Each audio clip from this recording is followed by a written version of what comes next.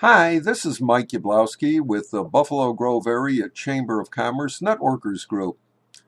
We're talking taxes today with Rich Goldberg of Whitman, Gozum, and Goldberg. I've got a question for you, Rich. How would somebody go about actually choosing a tax preparer in this day and age? Mike, I think the first thing that someone should do is if they know somebody who prepares taxes and they have a trust and confidence in them, that would be a good place to start. Number two would be talk to someone you know, someone again that you trust, and ask who they use or if they know somebody. Barring those two, you can use a phone book of advertising on the internet, etc. But then I'd want to ask questions.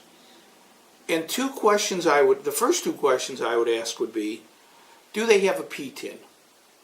Now, a PTIN is an acronym for Preparer Tax Identification Number. But don't do that. Just ask if they have a PTIN. If they don't, they're not eligible to prepare taxes. It won't be allowed. Your return would be kicked out by the IRS, possibly subject to audit. The second thing I would ask is, do they e-file?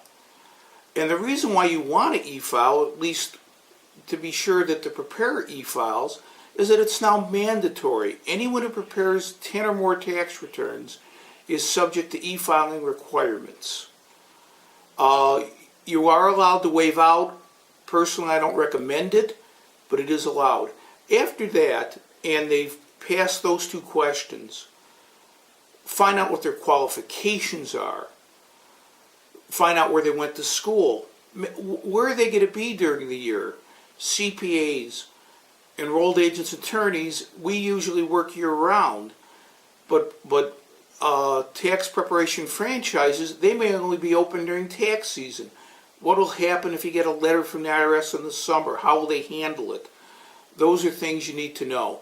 Find out how long they've been in business, how long they've been preparing tax returns. Find out how many tax returns they prepare. Find out if they have expertise, if you have any particular situations, whether you have a business and you're self-employed, whether you have real estate investments, capital gains, interest, dividends. Find out what they've done. Find out what they're qualified to do. Thanks, Rich.